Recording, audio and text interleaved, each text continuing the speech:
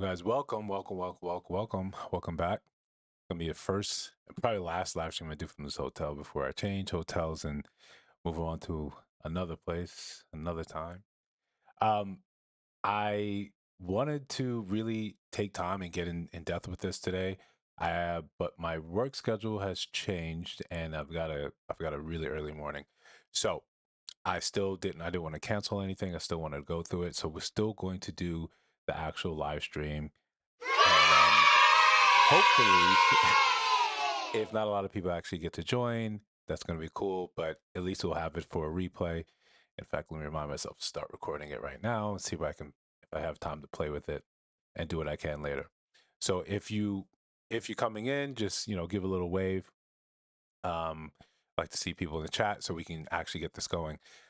The I would like to try to do the call in. I don't know if I'll have time, and maybe we'll save that for a nice little treat to do for another time. But for now, welcome back to the channel. I'm really enjoying putting out the videos. In fact, I got to remind myself before I go to bed to set up the streams, set up the videos for tomorrow, so I don't break the 2 video day streak. Um, but besides that, just in terms of housekeeping, again, for the replay, if people watch it later, don't forget to hit that like, comment, subscribe. It really, really makes a difference. It truly makes a difference. Um, YouTube is all about analytics, all about metrics, and you don't know what you don't know. Um, but the more views, the more likes, the more shares, even the new hype thing, I think that I can't figure out how to play with that or which way that's supposed to go. But for now, if you see it, just hype it. That may be useful later. Who knows? But for now, we'll continue on the show. What we just want to talk about today is just the things that happened last week, because I think there was actually decent conversations going on in the commentary. Not as robust as we might like, but good points are being made to the point where I said, this may be worthy of just doing another sort of live stream so we can go over the videos that were most poignant or the topics that were most poignant for the week, and just so we can have that consolidated in one place. Again, for people that may catch it on the replay, shout out to the replay gang. So let's just get this matriculate the ball downfield for all you football fans out there. Let's get this show on the road.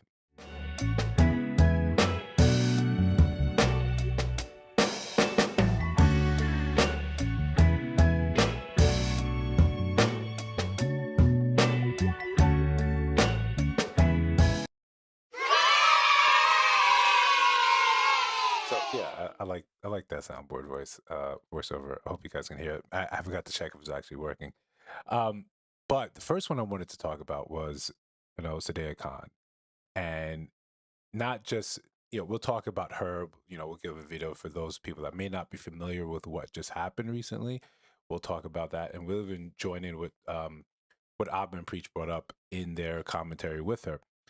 But moreover, I wanted to look at that sometimes when we look at these quote unquote gurus in these spaces and we give them this level of authority and power over our lives in the sense that we listen to what they have to say. We're curious about what their motives are. We're not really curious about the motives. We give them a blank check. And because sometimes they've got good lighting, they sound well educated, and then they can throw up sort of degrees that we're not in the habit of checking. Right? We don't go and we don't check it out and say, "Hey, what is this person actually credentialed?" But by the time we start looking at these things, and if there's always a small minority of people that look at it early on, but they're very small, they're very small, very small. And when someone has so much energy, has a wave going, it often feels like it's too late. It's too late until some big scandal rocks, and then people start to say, "Oh, I always knew something was up. I always knew something was wrong." There was always this inkling I had. Well, when that dam and those levees break, that's when we start finding out what's going on behind the scenes and people saying stuff like, "Yes, she was absolutely terrible. She was absolutely awful with me when I did a one-on-one or I reached out to her for help or assistance." You get to reveal still more of their character. And these are things we should be testing and we should be looking at upfront. but we don't, because we have a, I don't know if you want to call it like an on-screen bias. Once someone's in front of your face on screen, we tend to believe what they got to say, and it doesn't matter if it's right or wrong, right? We just take it as face value, just like, yeah, that's why would this person get here and be lying? This person obviously just wants to help us out, and we should be in a position where we want to listen to that. So let's break some of this down. Let's talk about Sadia Khan, the so-called dating coach who's been making headlines lately. Unfortunately, not for the right reasons. She built her brand around telling women how to find high-value men, preaching discipline, loyalty and respect. But recently, Sadia herself has been exposed, and not in a flattering way. Allegations suggest she hasn't exactly been practicing what she preaches.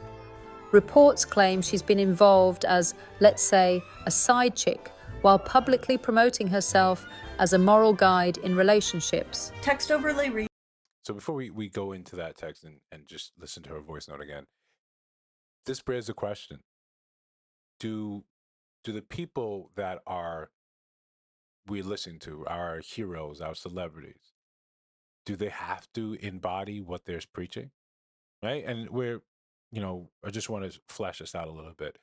Do they need to be do they need to be perfect? Do they need to, if they're telling you something that is accurate, that you feel resonates with you in your life, do they have to be, if they're doing the complete polar opposite of that, does that make what they said untrue? Or does it just sort of undercut the foundation of what they're saying?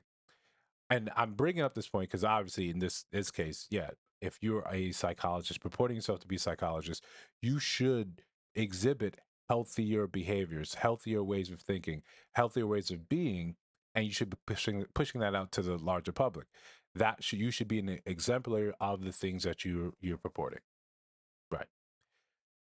I'm bringing this point up because one of the things that often happens when we are seeking, when someone is in the public, light, and they're saying something that you may disagree with, the first way they start to undercut what your message is by attacking you and your lifestyle and your character, and then seeing, do you embody these things? That's the easiest and quickest way to discredit someone.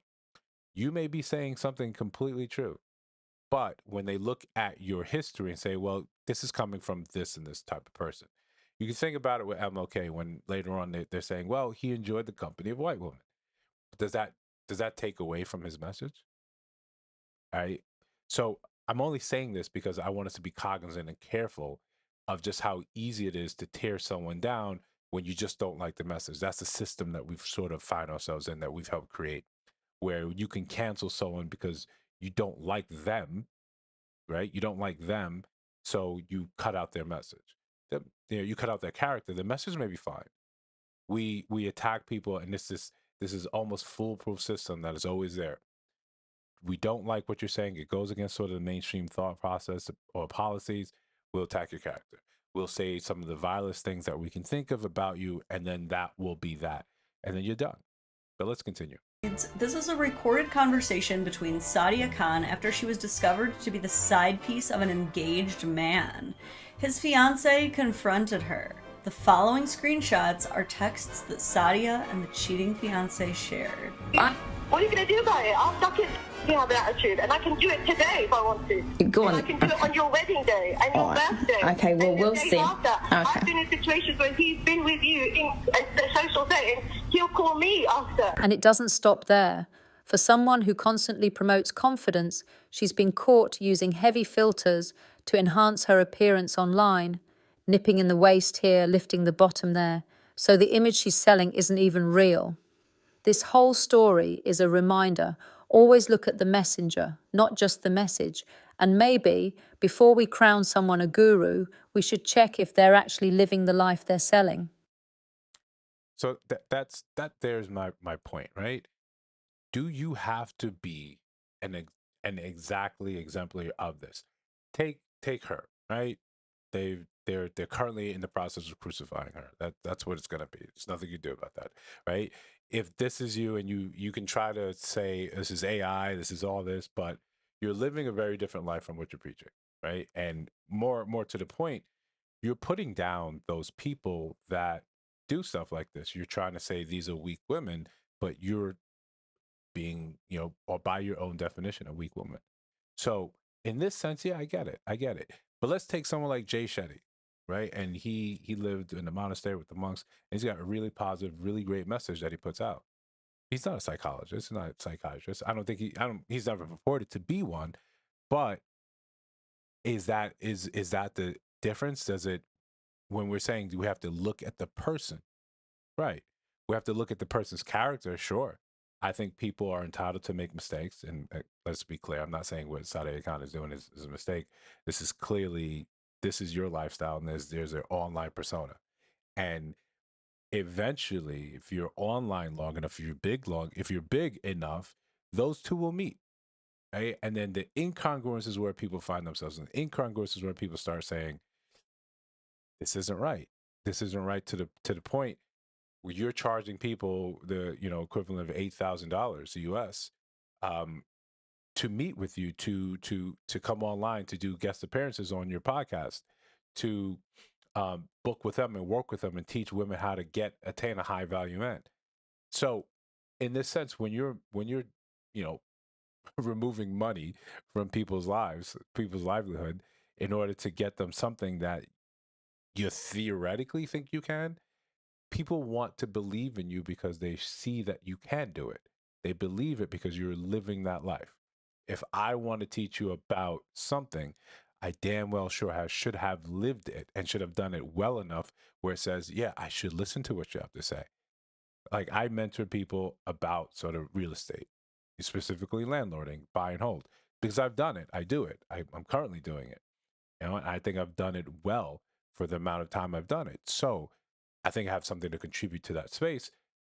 But should the way I butter my toast, if that someone doesn't like that, is that enough for them to say, well, okay, now we shouldn't listen to what you've got going on. We should just sort of like, all right, it is whatever, let's cancel him. That's sort of what I'm trying to get at. Look at this shit. Do you see this Photoshop? Again, it's the same thing. It's not the same fonts. So the British Psychology Society is actually real. Oh. It is accredited. It's a serious thing. If you have something that goes through them, that means that you're legit. The certificate is likely real, as in from COE, but it's not a legitimate credential for psychology practice. The BPS logo is extremely misleading. What she did was to give herself a more legit feel. She just fucking photoshopped these two together.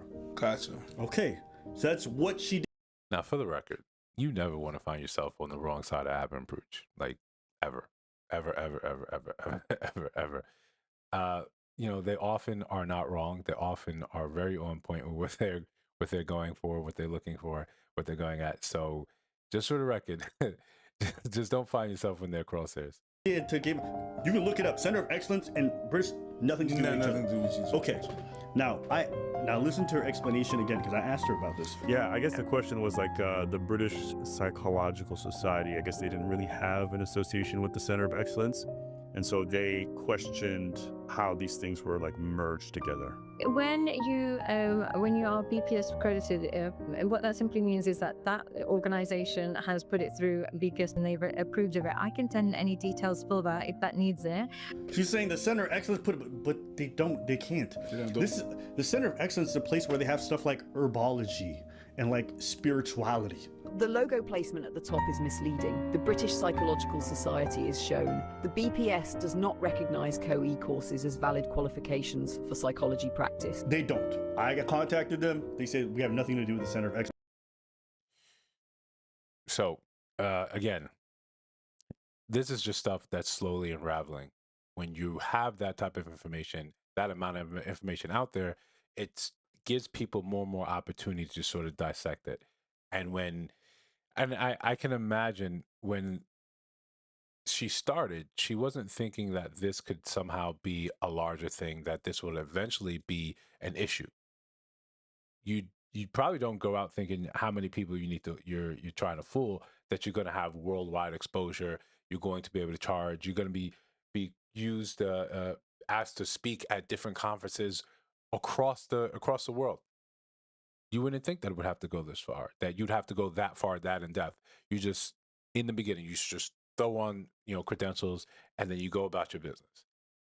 So it's I understand the vitriol, the responses, the hate that people are getting, because once you were that big, you kind of had this shield, and the shield is your support. This is people that believe in your message, that will rush to defend anything you have to say, rather than listening to any sort of counter argument. They'll be like, "No, I believe and I have this emotional connection to this person. Therefore, therefore, I'm simply going to defend anything that comes, anyone that tries to attack that person. That's going to be what I do. That's normal, right? That's just kind of what the human condition is about. It's what we do all the time. When that, when that shield starts to crack, that's when people start looking deep, and that's when those people, their ideals, what they're saying, hey, this might be fake. Now that there's a chink in your armor via your own actions, people are going to start to listen to your detractors. And again, never want to be on that side of Auburn preach. Oh, here's the website. Can you see it? What does it say? Side piece Sadia. Side piece Sadia. Sidepiecesadia.com. Okay. If you have a history of hiring Sadia Khan as a therapist, Go click on the link right now. psychologist, go check the description right now. You want to play with me? You want to play with me? I'll play. Attending one of our events or buying any of our programs, please click the link to provide proof of this to the Dubai Health Authority. And there's a little link you cleared out there. And also, if you want to hear more from Sadia, I'll suck a dick on your wedding day, on your last day. I can do it today if I want to. What are you going to do about it? Welcome to the show. whoa. Somebody got full track on that. Yo. To be fair, I came across this by another creator called Goob. He does great work. I think mainly on Instagram, but he called her out for the waste filtering, and then her clap back, and then he's really good at digging, and boom, right? Just something so simple like that, where he was calling her out, saying, "You're telling women about embracing their beauty, their femininity, and then you're using waste filters and something to enhance your butt." So that's what he does on his channel, and he calls out like PDFs, right? He does a really good job. But these are one of these people, like, if you're not doing the right thing, yeah, you know what? Take your lumps as quietly as possible. When they come and they try to charge you with a felony, you cop to the misdemeanor and you say, "All right, you got me there," and then you want that to be the end. But I think Goob made that website. Just he's another one that you don't want to go back and forth with. Check the description if you want to know where that's from. Her words. If I wasn't doing psychology, 100% I would be a drug dealer. There is no other job role on this planet that suits my personality more, because I have a very poor work ethic.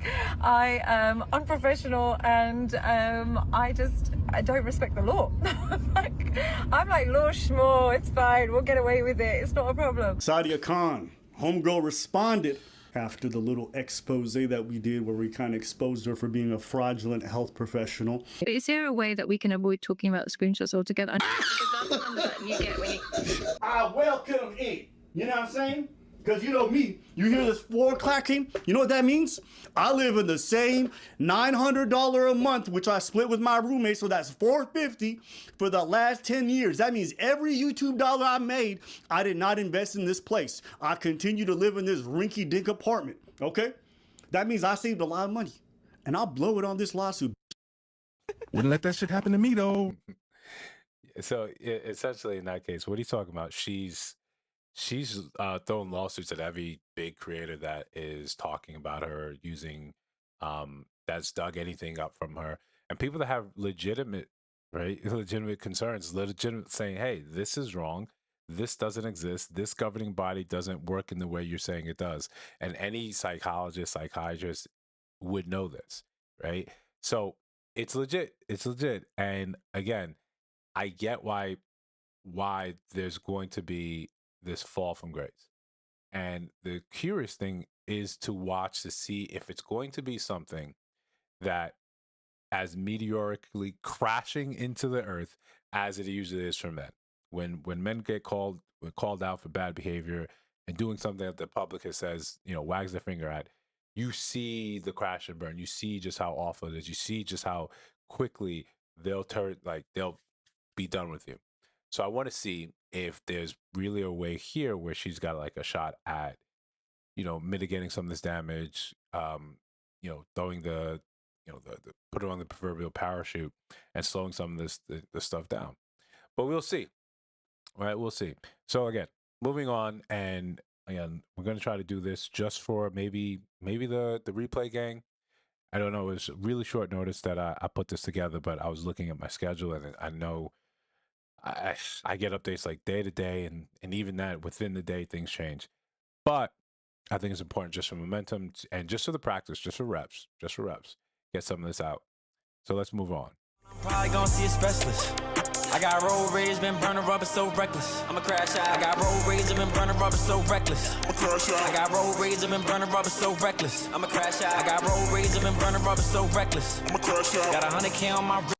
So I couldn't think of a better crashing out video for the week than Ginga J and his epic meltdown. And I wanted to talk about that. And again, we want to have a deeper, sort of more nuanced conversation about what he did and his response. And one of the things I was saying in the videos I made, it was more to the point about, listen, when you get, as a man, when you get out of pocket, when you emotionally get so charged that you forget where you are, you forget your audience, you forget how it's not really fair in how you get a point across, right? You can begin similar to like you may have a good message to put out there, but in the way you do it, and we as men, we understand, and we've been told this time and time again, that it's not what you said, it's how you said it. We know that. We hear that all the time. It's not what you say, it's how you say it. So when we don't say these things properly, what happens? People forget exactly what you were saying. That doesn't matter to them at all, right? What ends up being more important, what people remember, is how you said it, how you made them feel when you said it. It doesn't matter how eloquent you think you're trying to be. Most people are in order to get you out of, if I can't actually defend, or I can't get you on the merits of your argument, what I'm going to do, I'm going to get you emotionally charged. I'm going to get you emotionally out of pocket. And that's all I need to do. That's how we're going to remember who won or lost any type of debate. The first person that starts with ad hominems and starts attacking people's character, that's a real indication. People say, oh yeah, this would happen. You got out of pocket. You're out of here. Right? So it becomes a very, very simple thing for us to understand. When we see this, that's all that happens. That's what people are going to remember. Like I said before, the headlines is front page. The retractions always so further us. So just to get you more clarification on the type of man that that made those comments, was a lot of people are on the other side of the pond and don't have any real experience with him or what his backstory is. But people could pick up on saying, yeah, this guy's got a lot of trauma. He's got a lot of issues. They could see that, they pick up on that, and they know enough to run with that. So let's take a look. I decided to step away from trying to chase black women because I was chasing black women. And before that, the black women that I had dated and been in relationship with either treated me like shit and thought I didn't realize it. And guess what? I gave my strap to my girl. Swear to God. And I didn't even want to. Or expected way too much of me because I'm a black king. Because I was just hotel hopping with her ID. And I wasn't living up to it and end up cheating on me anyway. I got arrested on terrorism charges because grenades had gone off on this person's house. And I'm seeing that they are wanting and expecting so much more. And that was for conspiracy to pervert the course of justice with use of hand grenades in the way of shooting and attempted kidnapping of a High Court official. I never found a black woman that could step in my mother's shoes. Not even remotely close. When I mean remotely close, not one black woman have I seen walk this planet of Earth is in the image of my mother or my grandmother. Okay, so your mom is black. My mum raised 5 boys by herself. Now, to be fair, we always want to look and see the type of character that you have, the type of life that you live in, the type of energy that you're putting out there. How, if you're involved in these things, how you come across good women. This isn't a Tyler Perry movie where you're the drug dealer, the gun runner, terrorist, and then suddenly there's just this fine, upstanding banker who happens to see you and sees the good in you. No, the people you're around are a reflection of the type of life that you truck in. That's it. So if you're in the mud, if you're in the trenches, you're gonna be surrounded by people like that. So now, when you're on this show, through your own popularity, not through the character that you exhibit, people are going to look and say, okay, if I don't know anything about you, I'm now going to sit here and listen to you have these conversations back and forth. And yeah, and to be fair, maybe this isn't the most exemplary, high bar exemplary conversations that we should be listening to, the BK chat, where everything sort of went left. But you can't put that onus on all Black women. When you only have an experience with a narrow experience with a certain type of woman because you're leading a certain type of life, what is it supposed to happen? What does that say to anyone? People that aren't even in your neighborhood, in your vicinity, anywhere in your life, you put that out. I've never met. Cool. We understand that's a personal thing. That's a personal thing. If you were interested in meeting other type of women, better type of women that he said that are like your mom, maybe you need to change where you're looking. Maybe you need to change some things about you in your life and see who you're attracting, what areas you sort of, you're in to see these better women. Because I believe he says later on, and we'll get to it, his mom raised 5 children by herself. We know what that sort of takes from a woman. You look, and to be fair, we always put women, we put our mothers on this highest pedestal. This, especially when they're single mothers and they had to struggle to find a way to make it happen. We never look and say, she struggled, she found a way to get it done, and I'm now a better man for it. Everyone thanks their mom, from the best men to the worst of them. But those bad men never said she struggled to find a way to make it happen. And I took all that struggle, and I took a dump on it. I took a dump on it by just kind of living my life and living in the streets and running wild, running drugs, running drugs. I never really give her that sort of value, that sacrifice that she gave. I never do that. I just make it seem like, oh yeah, she's the best mom I've ever known, the best woman I've ever known, and no one else will live up to that. Therefore, here are the reasons why I don't like you guys. It's a one point before I get back to playing this. If you have a bad experience with women, you listen, for most of us, we're going to have poor experiences with the opposite sex. Because in terms of when we just look at it, we just look at it in dating sense. And dating is a trial and error sport. You're going to fail more than you win, but you only need to win once, right? So when you have these poor experiences, that does not mean that it's an experience for all the other people. I said on one of the earlier videos I made, when I used to work at TSA, shout out to JFK, best airport in the world. Don't argue me, argue your mama. When people coming up to me, I'm taking their bags to throw in the scanner, and say it's 10 people. 7 of those people gave me an attitude. So I'm upset. I'm angry. Number 8 comes up. This is a brand new person, but I've got the trauma and the baggage from 7 other people. And I say trauma and baggage very loosely. I don't mean that's actually traumatic or that should have baggage. But my attitude is soured by the other people that I've experienced. So now here comes someone new. And I give them that very same attitude undeservedly that the last 7 had. What did that person do to deserve that? Even if they looked strikingly similar, even if they share the same gender, same skin tone, same hair, same wig, doesn't matter. That person didn't do anything to deserve that vitriol. And you would think this is something that we can understand as adults, as we get older. That's a very simple thing to suss out and say, oh, this person didn't do anything to me. These people in front of me, as I'm explaining why I've given up on dating Black women, here's my reasons. This, in my experience, in my limited experience, this has been the thing. I've been hurt. I've been cheated on. I've been disrespected. I haven't dealt with those things well enough. So in order to protect myself, I'm going to X out an entire race of people. Because that's essentially what it is. Whenever you hear people saying, I don't, because this has been my experience. My experience has been poor with them. That's fine. You don't shame them from that. You come from a place of understanding. This is a childlike sort of toddler response. I'm not going to deal with everyone that looks like you, that's the same gender as you, that has any type of similarities to you, because I've been hurt in the past and I haven't done with that hurt well enough to continue forward. That's what it is, right? It's a defensive response based in pain, based in trauma, based in baggage. And we're not cognizant enough, we're not healthy enough as a society at large to understand that and say, this is why I should try to just take some time to back off and deal with this. Because if I want to get rid of an entire group of people, an entire race of people, and no longer have dealings with them, and I walk around with this sort of this knot of hatred and anger, I'm going to only transfer that forward.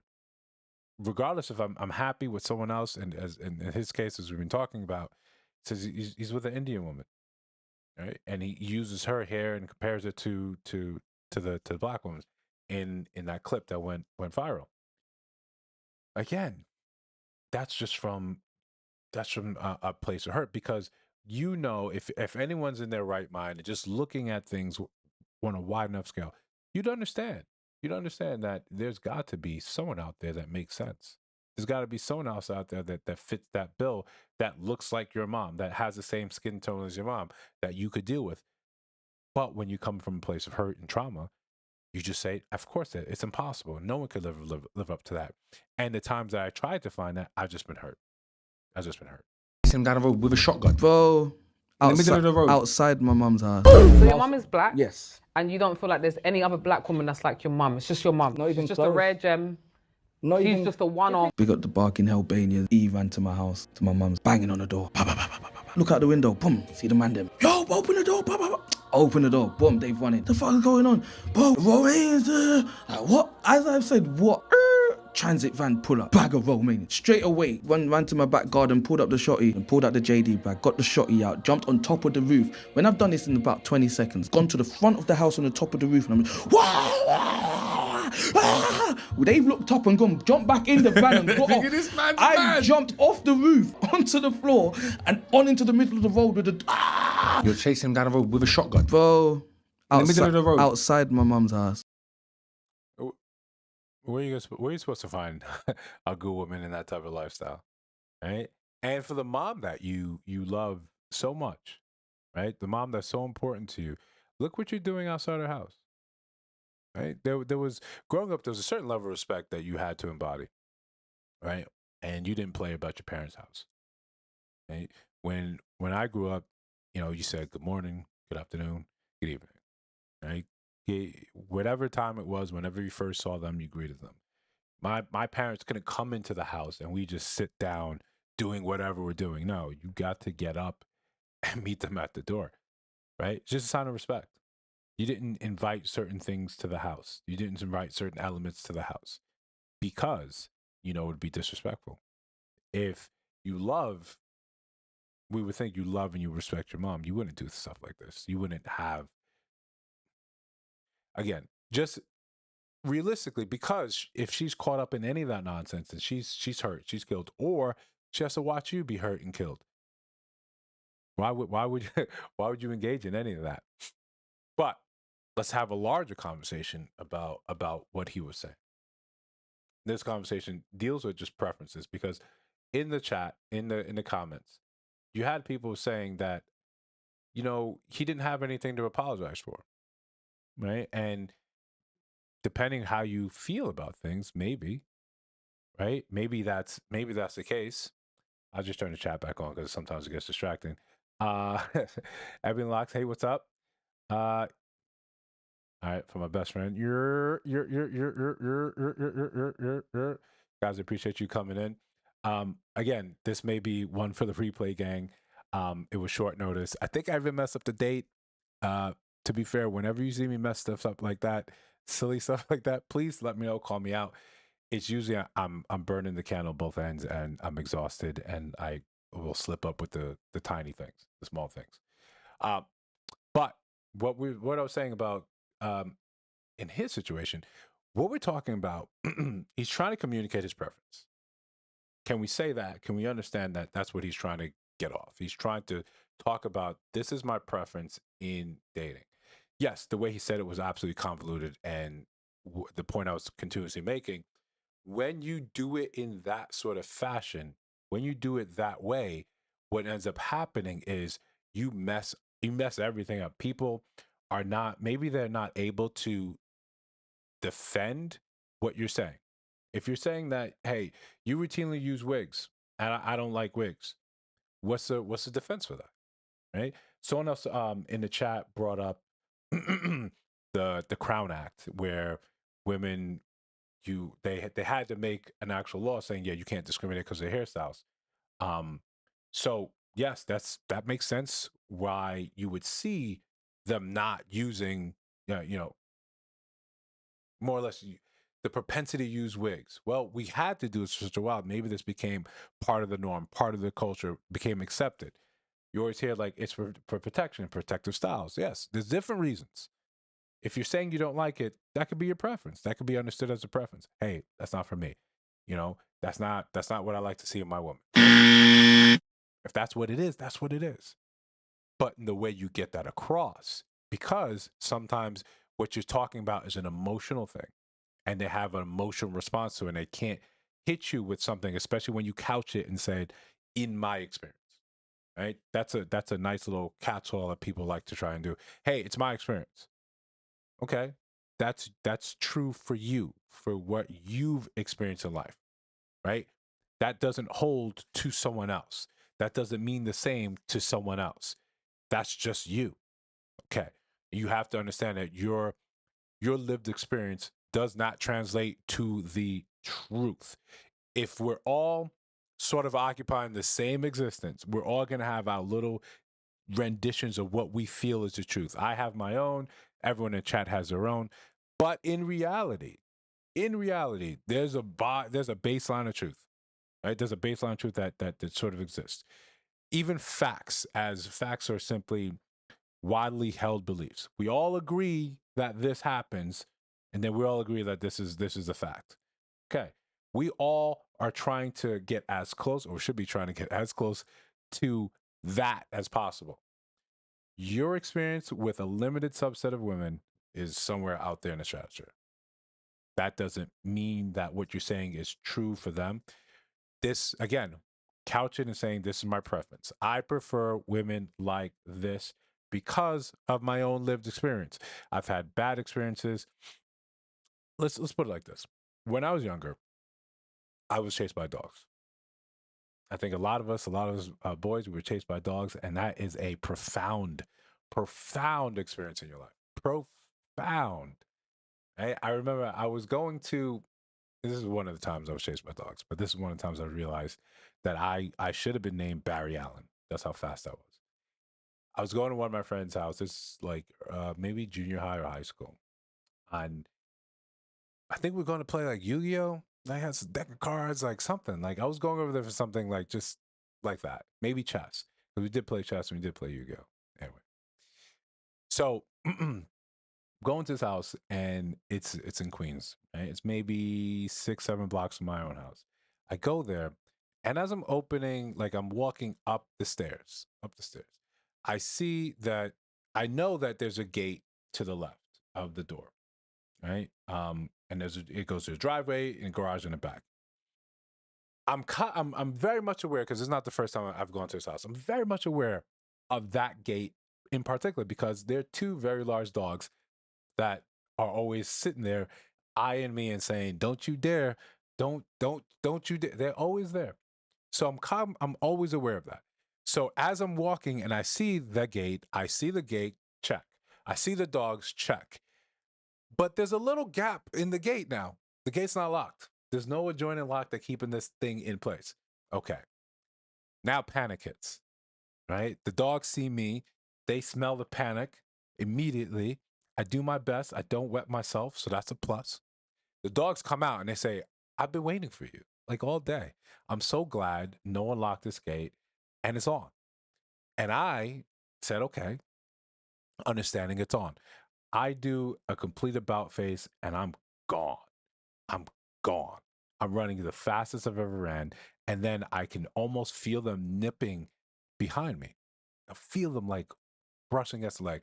And that's when I have to tap into the speed force, and I put even more speed on, right? My body gives in. It says, yes, let's go. And I remember dashing up the block, across the street, like two lanes, just going, just barely registering, okay, you're safe to go, and just going.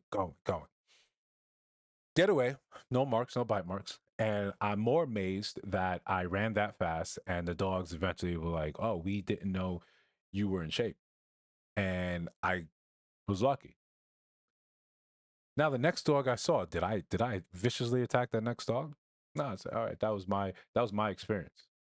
Right? That was my experience with those set of dogs right there. Those guys.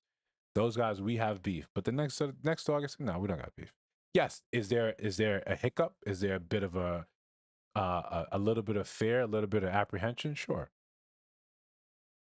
But that next dog doesn't know anything about your health experience, right? That next black woman doesn't know anything about your experience. When you come with that energy, what is she going to do? She's going to go into the tried and true playbook of when a group of black women are together and they feel like that the safety in there, right? They're safe from physical harm. They'll clown the shit out of you. They will clown the shit out of you. They cannot be. You're not going to beat them because men, we don't group together like that, right? To clown women. No, we don't do that. We don't do that. This I was watching it, and even when they were like started just going in, I was like, damn, they got you. They got you. And what do you do? What does he do? He doubles down on it. He doubles down on it. He gives more of that energy back. Now you're chasing them down a one-way street. You'll never get in front of them. You know, when they're coming and clowning you like that, it's over. Right? It's over. Right? They're literally just hitting that windscreen. Right? That's it. They won. They're getting the experience points. This is over for you. Okay? Cut it, clip it. They'll throw it on the internet. You're gonna look like a fool. There's nothing you do about that, right? But this is just a series of listen, because you've constantly made bad decisions in your life, because this sort of bravado, this way of thinking, you think it serves you. It doesn't. In the larger society, it doesn't. Sometimes what the problem here is we never get a chance to really see what would have been your life if not for maybe you're talented lyrically, maybe you can string some sentences together, and you just had to exist in the real world by yourself doing your own thing. What would that look like? What would your outcome look like? If you had, did you have any other discernible skill? Anything? The answer is usually no. It's usually no. So the whole point of this, cool. You have your preferences. Cool. You don't want to date black women. That's a charged topic. Cool. Hair, charged topic.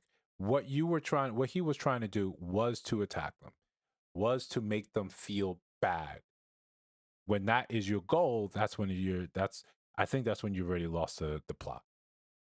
If you're trying to have the conversation saying, in my experience, no black woman has lived up to my mother because my mother did X, Y, and Z for me. And then in my formative years, when I dated black women, I was cheated on frequently. I was made fun of. I didn't receive that same sort of love and attention and caring I expected from them as my mother gave me. Therefore, I looked elsewhere just for a little bit of reprieve, and I found better options for me outside of my race. So I continued down that path, and I'm happily with someone of this race. See, when you say that, it comes across as not like you're attacking someone else. You're just talking about your own experience. You're not talking about why do you do this? Sure. I think I'm speaking on behalf of black men, but I know it's a difficult thing. I'm talking about hair, right? I'm going to attempt to talk about hair briefly. I'll dip my little toe in here really quickly. We prefer you to have natural hair. I understand. I had this conversation with one of my friends, and I understand why she thought differently because, in her experience, when she straightens her hair, the amount of compliments she gets unsolicited from people on the street, from people on Instagram, from people on social media tells her something else. So it's hard for her to hear, hey, no, I like you without the makeup. I like you with your hair natural. It's hard when you're being reinforced by other things. And then you tie in larger society telling you through media, through what they exalt. They'll show, by exalt, I mean, when they show you someone that's beautiful, you'll look in how they're dressed, what they're wearing, how their makeup, their hair, and you'll see that's what we've labeled, and that's what we decided is beautiful. And then we'll run with that. We'll take that. We'll go with that. So I get why it's a hard thing to understand, why it's a hard thing to say, oh, I believe what you're saying, but my in my experience, I've got all this other data backing me up saying, well, this happens. So what you're saying sounds great, but in reality, it's that. That's how much I'll touch hair.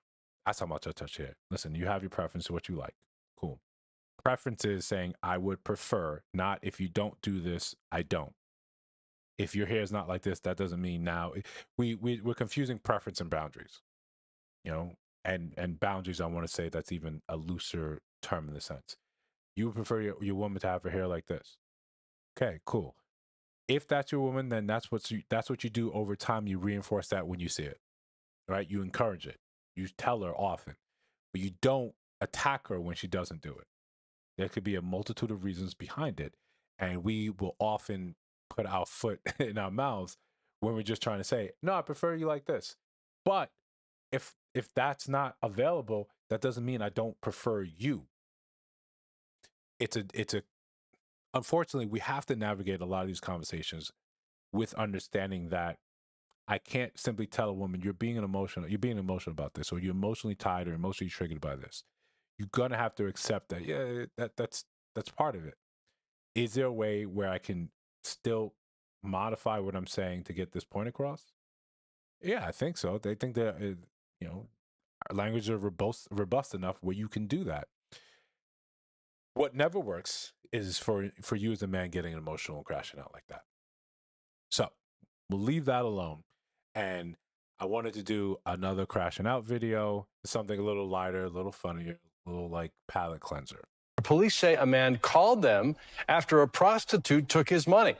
Now they both face charges. What was she supposed to do for the $40? She said she could do everything with me, but she didn't do it. Gotcha. You get your ID on you, man? Yes, sir. Jonathan Reynolds placed a 911 emergency call, and when officers got there, he told them he had gave Renee Williams $40 to do all kinds of freaky shit with him, but he paid to play, and now, after she ran off, he's without ass and cash. Like, listen, I know wrong to pay to play, you know what I'm saying? You know, so some just have a good time, you know what I'm saying? But I can't give her $40, and then, you know what I'm saying, I came back, she got a boyfriend, you know what I'm saying, she don't know me no more.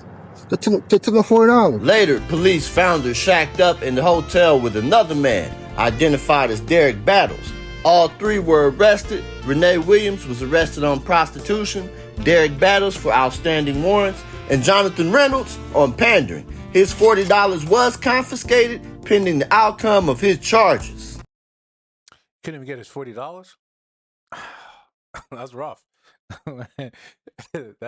That's a rough one. So I saw that video and it reminded me of a conversation I was having with another one of my friends. And we were just talking about, the pricing scale. And it's been a long time sort of knowledge and running joke in the Black community about the price, $40. And she was like, no, it can't be the case. That can't be the case. I was like, you're overcharging. You're overcharging for the goods. $40 is the going rate. So yeah, there you see it, and I'll make sure I'll direct it to this video about that. But let me jump right back into what you guys are saying. Yeah, the tension started when he told her to be quiet, and the Black women don't like being put in their place. Yeah, I think everyone saw that and said, we're in for something. We're in for something ridiculous at this point. We're in for a treat if we like to see someone just put their foot in their mouth. I don't know anyone who likes to be talked to like that. By a significant other, by a stranger with balding with red hair. No one wants to hear something like that put in your place. That when he started with that, I was like, oh, here we go. Here we go. Abby Locke's question. Is that your real hair? My answer is that your real face? Yeah, fair. I think it's a sensitive thing, and especially when, in the grand scheme of things, how important is that to you? Right? How important is that to you? If I'm trying to ascertain your character, the type of woman you are, your thoughts, your beliefs, how you deal with conflict, how you deal with stress, then I'm gonna say, oh, are you real here?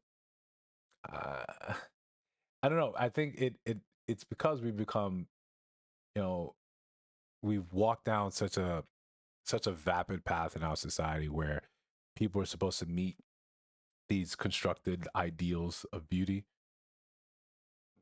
and constructed, I mean manufactured. Right? And what's that saying? That you're not ugly, you're just poor. Right? If you had that type of expendable cash, you could you could definitely do a lot of things surgically to make you look almost like like an NPC. Like if you go on Instagram and you just scroll, there's a certain ambiguous but still sort of black looking, light skinned, womanish Kardashian look that it just seems to be prevalent. If you look like this, then you're sort of exalted and praised as you being like super dope and amazing. Um, yeah, but yeah, he was absolutely out of pocket when he said that. Um, I think you may see stuff like that in them old 60s, 70s shows. But you start something like that, you're asking for it. And they what I don't see a lot of, people trying to clown the women that clowned him, that hit him with the Una reverse. I don't see a lot of hate for them. And rightfully so. You started with that nonsense, and this is what's gonna happen. Um, yeah, it was excessively defensive. Um, yeah, yeah. It was all insecurity. All insecurity. So you get that. $40. Shout out to Ace Vane. If you guys don't know who Ace Vane is, you should. Shame on you. But if you ever just want to laugh and put something on YouTube and listen, Ace Vane is where you want to go. Um, so yeah, that it was all insecurity. It was all insecurity, and I get it. I get it. I don't like to really go there and talk about people's looks often, but you're sitting across these black women, and maybe that's part of your thinking, I would love to be with a woman that looks like this, and I know I can't, and it hurts, and I'm gonna rail against it. um so here it is. You guys don't know how to shut up and be in your place. I don't know if there's a position that you could be in today, you could like legitimately occupy, where you could say something like that to a group of people, outside of you being a dictator of some country, that you could say something like that without force behind you, and the willingness to use that force, because it's just so brazen, and you're ready, you're walking into a fight, you want to fight. That's all that's happening. um but again, sometimes we get examples of what not to do, how not to be as humans, right? This is a good example for men, just in case we started walking down a path where we forgot it, to realize, yeah, this is not how you're supposed to act. Otherwise, people will get on internet and they will just start.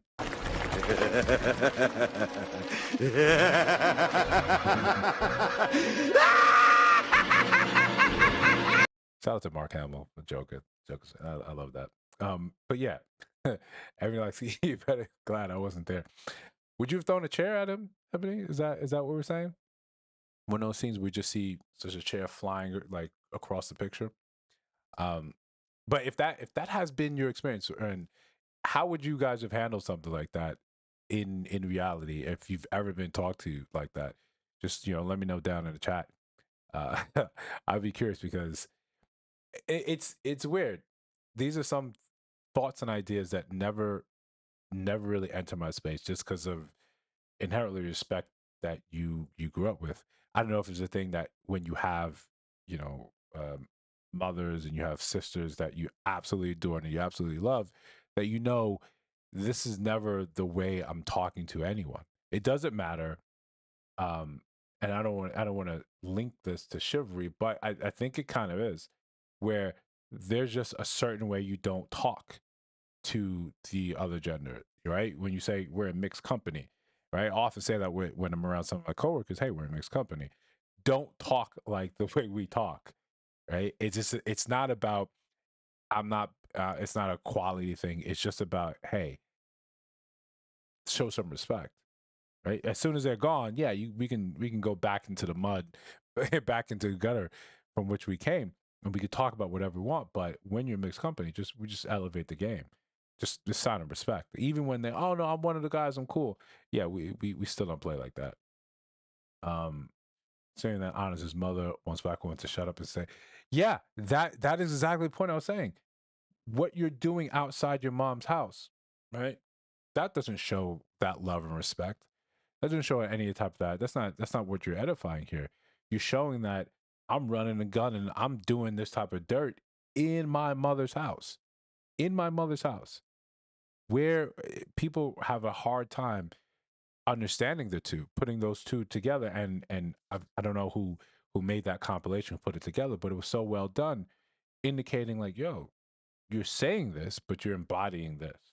So even if you want to say your mom, she found a way raising five children of her own, look how you turned out in just a way, right? Like let's leave out sort of any type of success through the social media, through monetary success, but look at your character and the way when you're in front of women that are the same shade as your mom, what do? You break out the most disrespectful rule book you can. So I think for most of us, we see stuff like this, like Murphy. We understand. We love our moms. We love each other's moms. We understand. This is not what you do. These are the women you protect. You protect, provide for, and you elevate as much as you can. I, if I'm, I could not. I absolutely could not be the son that my mom has to talk about when she has a little group meetings and talks to her little friends, and they're saying, "Yeah, your boy was arrested." The amount of shame, the amount of shame that would bring to my mom. No, not I just couldn't at all. Right? Uh, just because I have wigs I like to wear doesn't mean I don't have hair. Yeah, I, I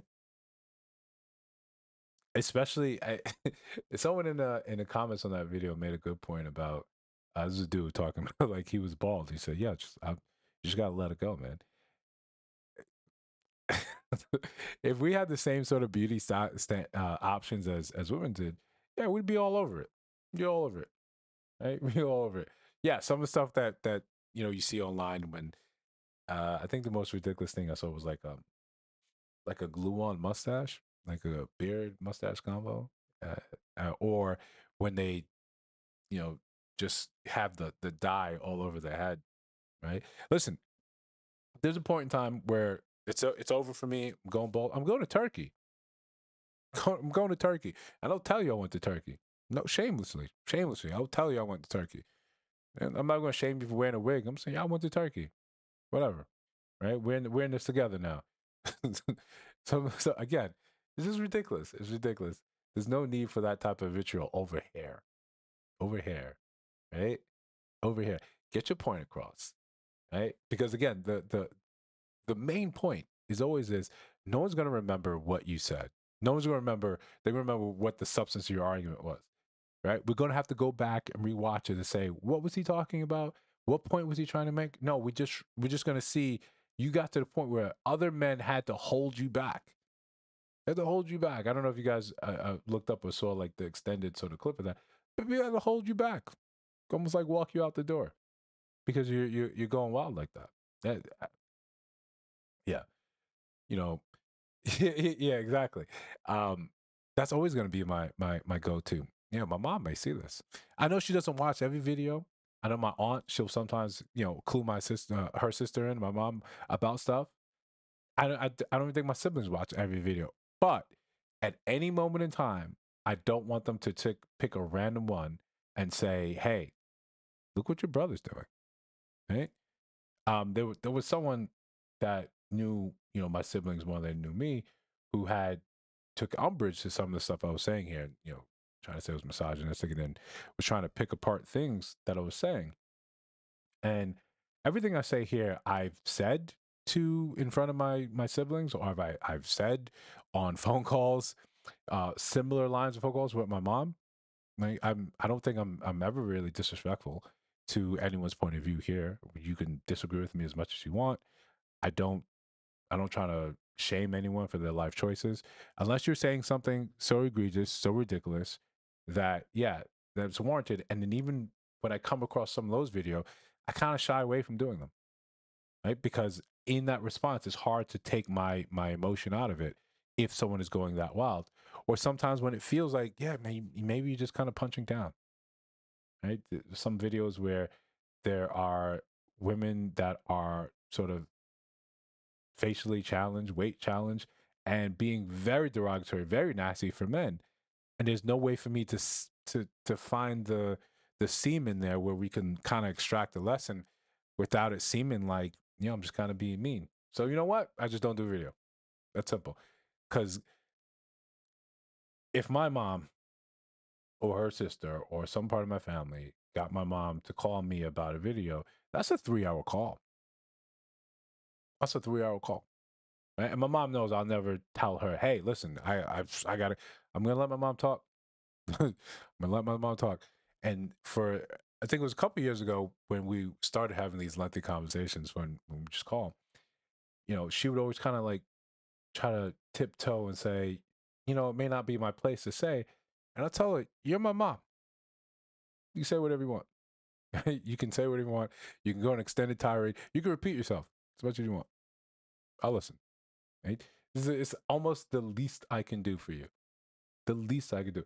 She was sometimes call and apologize. Hey, I didn't mean to take that. Go ahead. Your priority. Talk. Right? Talk. If that makes you feel good, talk. Go for it. That's fine. Right? So I'll never rush her off the phone. So she takes liberties and she'll just keep going and going and going. They're not gonna show up with the Chris Blair with the hairline.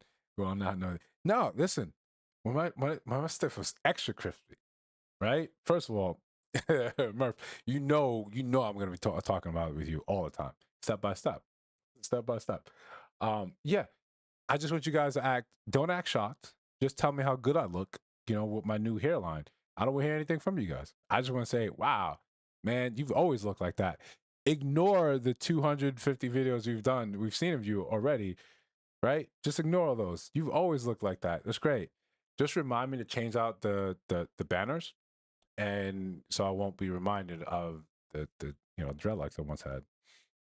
But moving on again, because I've got a super early morning, but I'm really enjoying myself and I was looking forward to doing this and putting in some effort in doing it and not just coming on here and having you guys listen to me talk or looking at the awful background of this hotel room. So we got agree or disagree. Let's go.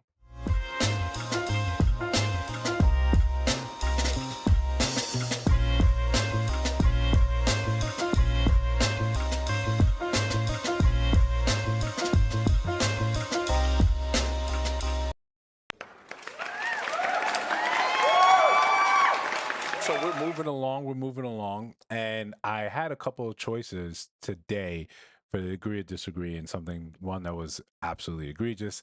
So again, I think I might save that for something else, or maybe put it behind the members only, because yeah, the members only is going to have the things that are kind of like they're out there, because I have the videos and I want to do something with them, but I don't want people like the detractors that people are just kind of sitting by in just watch, like people that hate watch and say, oh, I got you now, look what you said about this. Because if you want to hate watch and then you want to pay for exclusive hate watch videos, sure. Sure. Come on now, dog.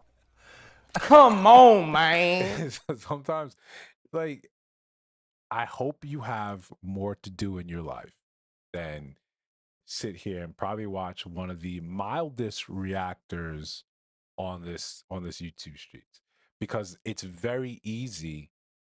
Like, I think this page I could have double the amount of subscribers that I do now if I just disrespect my mom. If I disrespect my mom, embarrass my sister, shame my brother, I could have double. I think so. I don't know who I would be conversing with or if I'd had actually have the respect of my peers, but I could have double, right? So in turn, what we just do, we do what we do. We keep it above board as possible. And if people don't like that, people have issue, people take umbrage with things, then there's really nothing I could ever do about that. We just walk with it. So let's go. Agree or disagree. And since we've been adding in money talks, I know there's not a lot of you in the chat room, but let me know what you think about this one. Yeah, I spent $10,000 on a bag, and I'm currently contemplating my life decisions right now. Now is not the time to cast judgment. Now is the time to offer support. I need y'all help. You can judge a little. I won't tell. I won't tell anyone. Now, before I get into the bag, I have 30 days to return it, and I need y'all to help me decide if I should keep it or return it. I know the sensible, smart adult thing would be to return it, but in my defense, I have been hyper fixated on this bag. So this is a bag.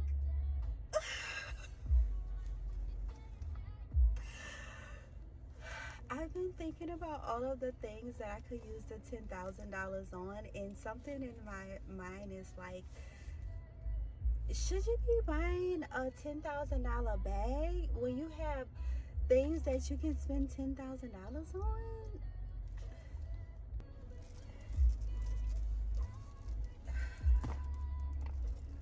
This is the bag. I mean, I like the color. I like the color, right? Not for me. Not for me. Wouldn't let that shit happen to me though. But I like the color. This is the bag.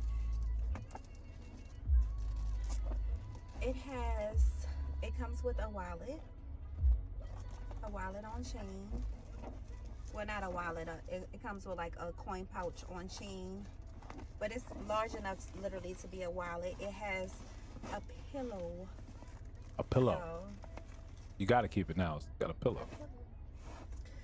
Of course, the dust bag.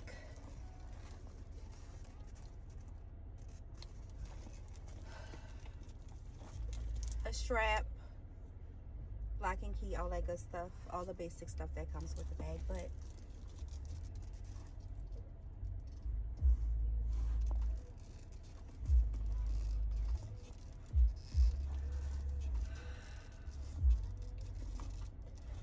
y'all let me know if I should return it. Let me know if I should do the adult thing and return it. Please. Don't judge me. You serious? Listen, I love a good bag.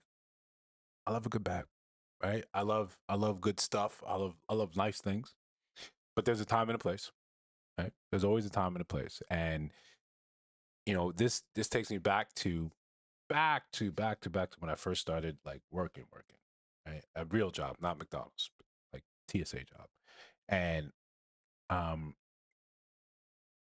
had a best friend that we met over there, and I won't out him like that, but he can say what he wants to say whenever he wants to say it.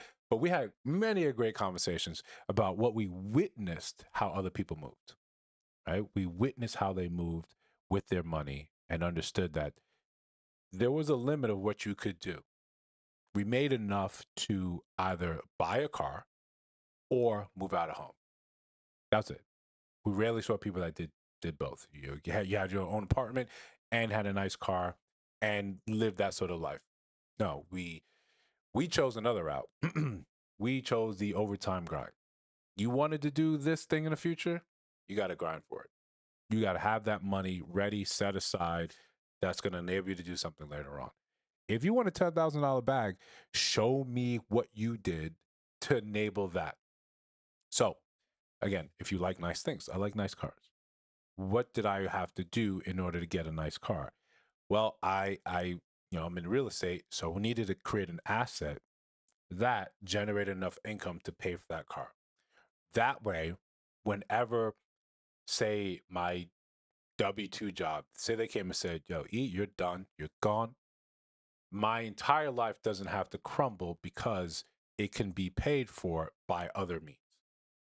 That's the idea behind entrepreneurship. You don't want to be in a position where everything is dependent on one thing, one stream of income. If it is, and that's the case for most people, that's a very real case for most people. What's going to happen is you are going to be locked into that job. That job now owns you. You need this job in order to survive, because that's what you're doing, surviving, because you're not setting the money aside.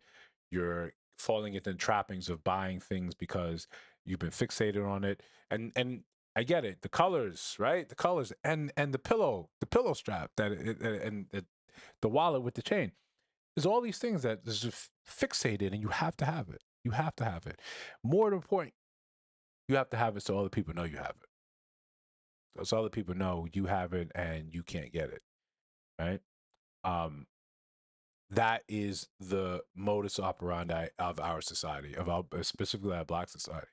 I have this, you don't, but we still live in the same impoverished neighborhood. Not saying that's her case, but that's what we often do, and you see it's easily more exemplified when we look at the cars. The first time I saw an Audi R8, right outside of Iron Man, right outside of Iron Man, because when I saw an Iron Man, I gasped. I was like, isn't it? That's a right, perfect, dream car right there. First time I saw it was in Hood in Brooklyn, where the potholes, where you had to drive 5 miles per hour because the potholes were just ruining your rims. That's the first time I saw it. Right, the first time I saw a lot of beautiful cars, right, were in the hood, were in the impoverished areas, because that was the more important thing, to look the part rather than to be the part. All right. So my best friend at the time when we worked and we met there, that's Murph. Right? So I just want to let him to say it. I want him to feel like later on, like, hey, how'd you do? No, okay, so it's Murph. So everyone knows. Everyone say hi to Murph. One of the great contributors of this page, just in the commentary. I think everyone here is is a really great contributor to the page, in not just in what they talk about, but in terms of just keeping me in check and checking on me, make sure like, yo, still in line, I'm still doing the damn thing. So shout out to you guys. So yeah, when we get caught up in just the thing, in having the thing, because we haven't had it for such a long time in our lives. What rapper was that was talking about? I think maybe it was, I don't know if it was Rick Ross, talking about we're attracted to the jewelry because we were denied them for such a long time. I was like, this is kind of horseshit, right? You don't have any sense. We're trying to emulate wealth because we've never had wealth. That sounds better. We look at the trappings of wealth because that's what you can see. You can't look at someone and say that's that person's net worth. You just say, you know, they're worth a lot of money. Therefore, you look and see how they sort of move. And you only see this very snippet of the outside. You see them on a weekend when, hey, let's take the Porsche out, and go for matcha. You see that. You don't see that his daily driver is a Civic, right? You don't see that. I challenge you. Go to these wealthy neighborhoods. Just drive down the street, right? Maybe rent something so you don't get stopped by the police and because you look out of place. But when you do that, what you'll see is a lot of regular, in these large, very expensive houses, regular cars, because those wealthy people understand the value of the dollar. Not everything they're doing is extravagant, is pricey. At $10,000 seems like hey, I was fixated on this. And I know we hate to think about this in the terms of delayed gratification, but what could happen with that $10,000 invested, right, over time? What are you going to do with what are those bags going to do for you when it comes retirement time and you don't have enough money to? Those bags are not going to appreciate. They're not Birkins. Birkins are only going to appreciate because it's inflated market, like geared towards getting you to, to ask some poor sucker, if you really feeling me, you're going to buy me a Birkin. That's the game. So when you fall into these traps, and we fall into these traps in small levels and then on big levels all the time. And what you're left with, and now you're, like Marissa said, now you're here asking the internet, what you should do with this, knowing you should make an adult choice. You already understand that, right? If you've created other avenues and you want to treat yourself, sure, right? When I was telling my brother about finance, I was talking about, yeah, man, get the Yeezys, man, get them Jordans, man, go for it, enjoy yourself. After you've set yourself up, after you've created systems that help increase your wealth, after you understand that there's larger goals of delayed gratification, of building generational wealth that's going to take time, but that doesn't mean that you don't do things in the meantime. If you want to buy a $10,000 bag, make sure it is now the equivalent in terms of income. It is equivalent to like a $300-400 bag for the rest of us down here. That means you need to be bringing in, you need to have a net worth that's in the millions. You need to be like, yes, I can replace this bag, I can replace this easily, not even with the next check. With the next amount of money that I've got coming in, it pales in comparison. Or I've just shuttled away, put away a little bit of money to reward myself for something like that. We're not saying that you should just go into austerity and not do anything. We're not telling you to do the Dave Ramsey sort of approach where just beans and rice. We're just saying be smart about the decisions you're making. All right, let's get into this one. We do come with dark energy. The manic geek, you marry dark. The feminine is coming to you with all this wrath. Man, if you were listening to this, instead of running all the ways of all the reasons why she should not be in wrath, be with her. And it drives me crazy when men say things like, why should I have to even do that? She's not the child. If you love your woman, meet her where she's at. You can sit in the wrath out explanation because in the moment, truth is, she's feeling insecure. She doesn't feel loved. She doesn't feel heard. She feel appreciated. Whatever feeling. And I think most times men think or assume that now that means I've done something wrong. She's just in her feelings because that's a feminine thing to do. You see, a lot of men think that they want femininity until they get it. Why would I not think you're upset with me? It's only us in the relationship. It's only us in the room. You came back in. You're upset. I'm supposed to understand it's not with me. I'm supposed to understand that my role as trying to be the protector, provider, I'm trying to solve your problem. And you're upset. You've got this, you're in a bad mood. We can't make these, obviously I disagree. We can't make, and I disagree with saying that this is definition of femininity, that you're emotional, therefore you're feminine. As we can see, Ginga was very, very feminine, right? It was, no.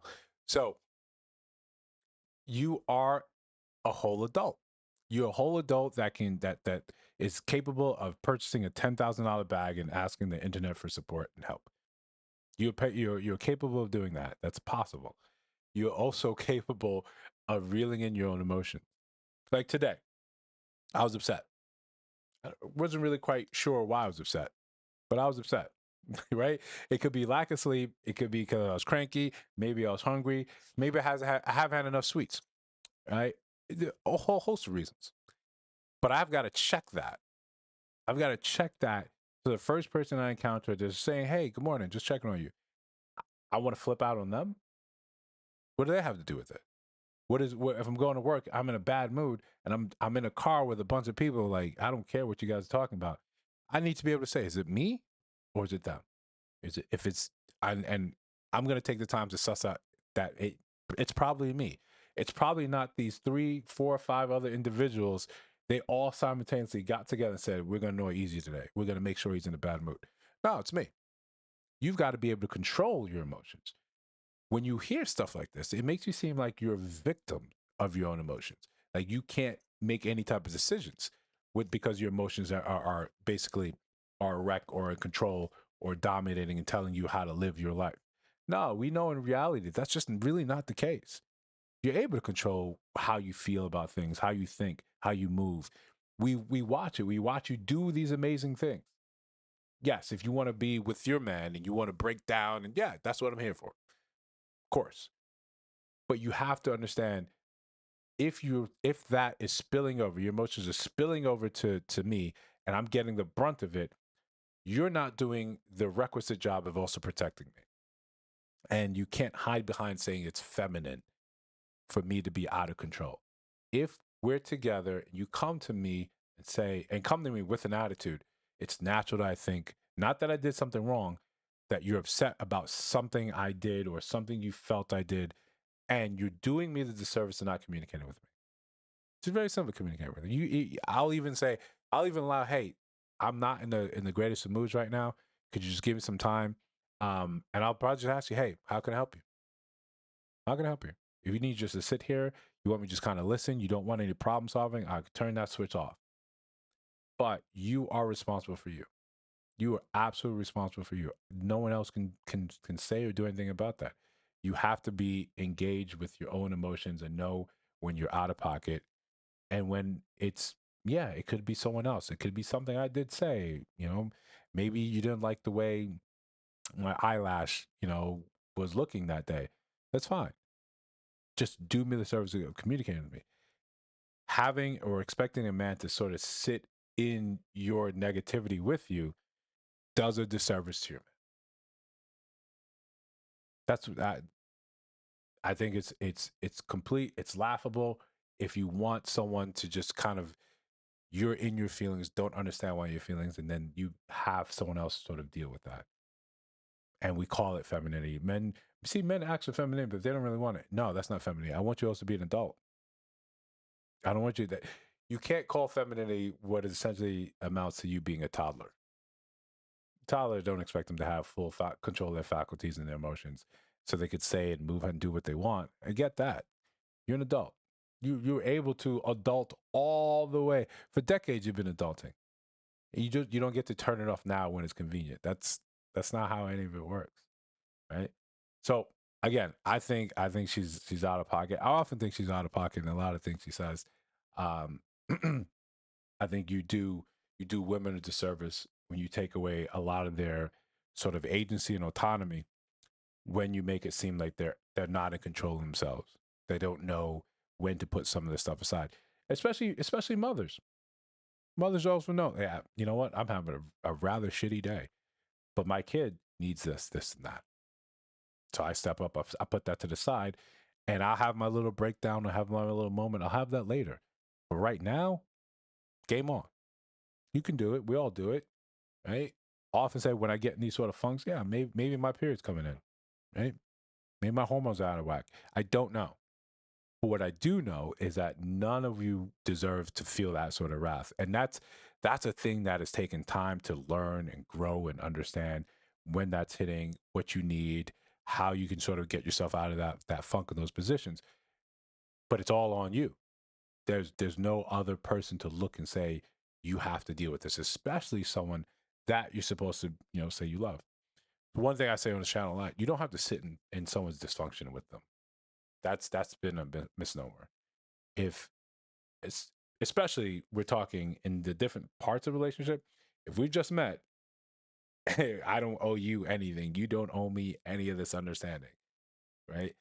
If now we're actually together, hopefully I've chosen someone that has some sort of emotional control and knows that, hey, yes, I'm out of line here.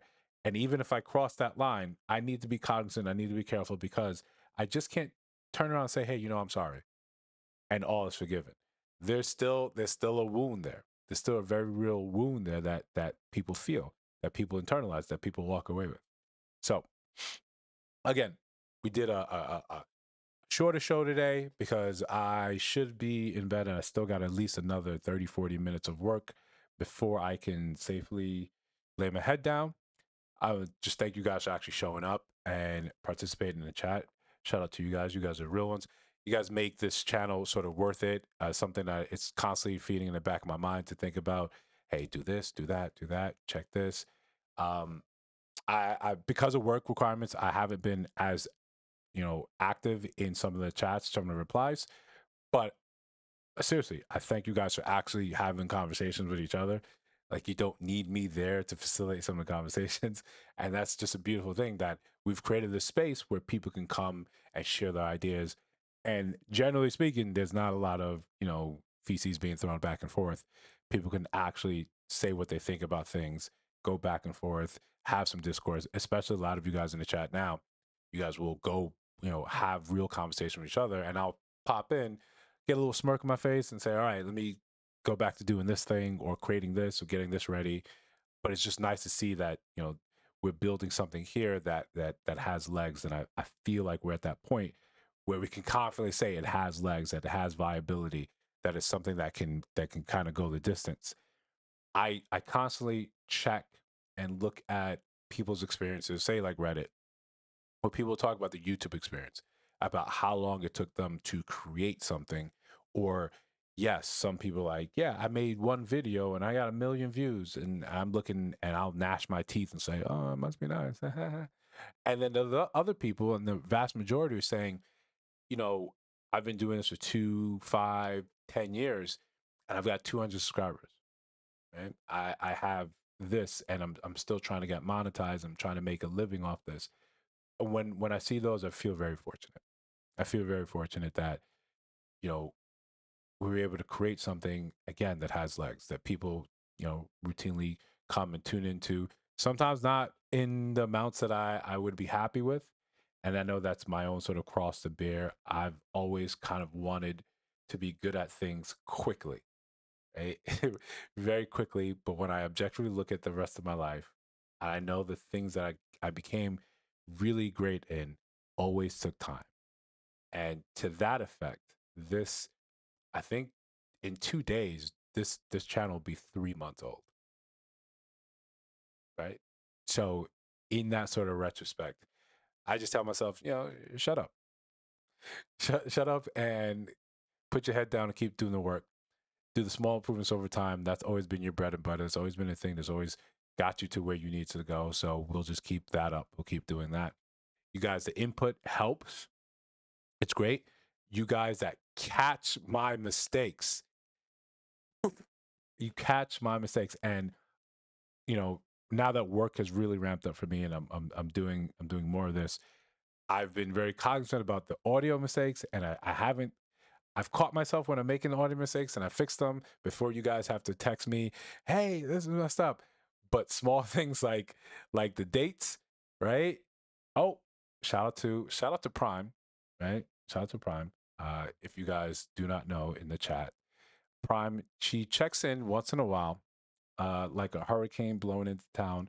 This is the first of the siblings. This is our leader. This is our Captain America. What Captain America would for? She would be Storm, leader of the Gold Team, X-Men Gold Team. My sister, who I love dearly, who I try to make sure I do not embarrass whenever I make videos. So yeah, whenever you do see her, say something randomly, and it's gonna be one of those things that it's in and out. If you see it, it's like seeing a leprechaun, seeing a double rainbow, right? But as I was saying, what this space, you know, creating the space and creating these conversations, and I think these we're having higher level conversations. We're staying out of a lot of mud, right? Especially sometimes when we talk about the videos about Olivia, it's almost like there's two separate channels in this space, and there's some crossover, right? Which I'm very grateful for.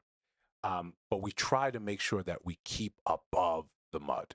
We keep above the very, because it's very easy to go negative. But then, like you all know, I gotta have a 3-hour conversation with my mom. I don't want to do that. Not about something that I know I could avoid. Right? I don't want to embarrass my line. I don't want to be the first to embarrass my line with doing some sort of nonsense like this. So again, thank you guys for showing up, and continue to show up, continue to comment, continue to like, continue to share. Just remind share with your friends and say, hey, this guy, he's doing something that's dope, and you could probably do something too. Right? And I hope to just really inspire people to say, if I could do it, you could certainly do it. Right? Like was it Into the Spider-Verse, right? With Miles Morales. And if you haven't seen that, go watch it. Go watch it right now. Right? But at the end, he's like, man, you could wear the mask. Right? You can do, and I'm just talking, I'm not just simply saying about YouTube. I'm saying that there's a thing that you've always wanted to do, i.e. salsa lessons. Shout out to my sister. You can do it. Right? And if you're lucky to have siblings in your life to help facilitate you do the things that you want to do, because you in turn have been the greatest sister alive, then more power to you. Greater for you. But again, thank you guys for showing up. We're going to end the stream, and then I'm going to get to work, and then I'm going to nap, and then I'm going to get up cranky, but I'm going to do it with a bit of a smile. Thanks to you guys.